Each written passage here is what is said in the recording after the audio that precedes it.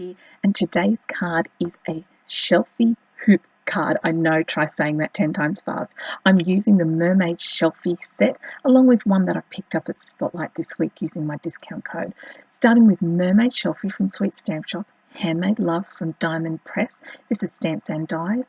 Some sticky notes, my craft knife, of course, a self-healing mat to go with, mono adhesive, as well as double-sided tape, an acrylic block or your MISTI, some adhesive pearls, this cute Amy Tangerine 6x6 paper pad, archival ink and memento ink for different uses. I'm using my big scissors. I'm using a selection of pink, skin tone and aqua Copic markers and my A5 white card base. So the other thing I'm using is some distress ink.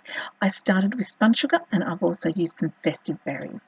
So this is the Mermaid Shelfie set, and when I got this little hoop die, I realized that the mermaid and critters would fit inside the hoop. I had to give it a go. So I'm stamping the hoops in archival ink just because it's nice and crisp and dark, really intense black, and the best way to deal with this hoop is to just drop it on the surface, then pick it up on your block.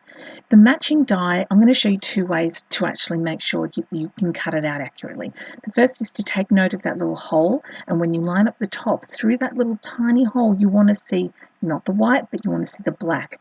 I'm just using some washi tape to hold it down, running it through my Big Shot. You could run it through Cut-A-Bug or whatever machine you've got. So it's quite simple to pop out the hoop, plus I've got the center to stamp on. The other way is to use that negative space, put a cut in one side, place it so it's exactly where you want, then take away the outside piece of paper and you've got a well cut out die. So this is a good way to use those solid dies. Today I chose to use my MISTI stamping tool just because when I'm stamping with memento ink I find it's not as crisp as I would like and I like to double stamp. So Copic markers today, just using minimal colours. I did get a little carried away in the aqua, but for skin tone I've got E50, E51 and E21. For aqua I'm doing BG10, BG11, BG13 and BG15 on her hair, but then I decided I wanted her tail to be a little darker, so I've added BG18 into the mix. For the pinks, I'm using R81, R83, R85 and R89, and around the outsides I'm using B0000, B000 and B00. That's a lot of zeros.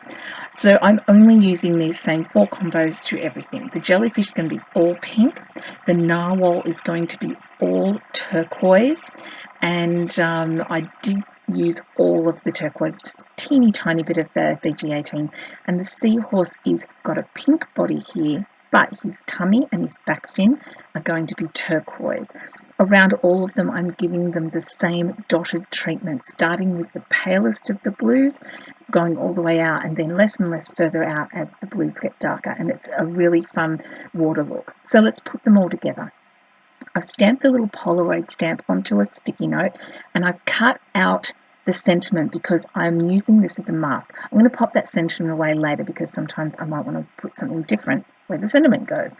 On a scrap piece of blending card, I've stamped Today Calls For, and then I'm using my mask so that I get Today Calls For a Shelfie. I know I got a little of the bottom, so all I've done is when I've trimmed it down, I've trimmed it down hard, like it's really, really, really close. And I think it's worked out quite well. So I'm matching it on a scrap of black cardstock. I can't even tell you how big this is literally a scrap out of my scrap bin. And just getting it so it's got a fine border, folding my A5 white card in half, flicking through my paper pad. I was so overjoyed when I found that there was the right pink and it had cameras on it. I mean, how seriously much better could it be? I add my adhesive to my card front, make sure it's right way up, pop on the pattern paper and then trim it down using the size of the card as a guide with my big scissors. I've laid everything out. And then I decided it needed a little bit more of a border around it, so I went all the way around with spun sugar. I have to admit I wasn't happy, it wasn't strong enough, so I reinforced it with a light coating of festive berries, which was much better. So leaving the hoops where they are, I'm applying just double-sided tape to the inserts that are stamped and coloured and popping them back inside the hoops, and we'll stick the hoops down in a minute. So this way I know that everything is where I want it to be as a finished card, which is kind of cool. And then I decided to add down the greeting and using some Tombow monoadhesive to add those hoops back around. So this way, you know, everything is where you want it to be. Just make sure you've got those little hoop screws right at the top in the center. Then I took out this mini tag. I stamped it. I was going to use it. I changed my mind. I decided actually better was the top of the string.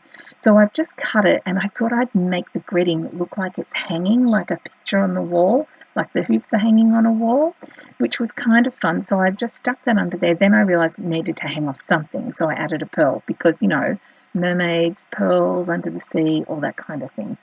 So here is this gorgeous little card. I hope you've enjoyed this tutorial. If you're looking for the Mermaid Shelfie set by Sweet Stamp Shop in Australia, you can find it at www.dawnlewis.com.au. Thank you so much for watching, and thanks to you if you subscribe. Have a crafty day, and I will see you next time. Bye for now.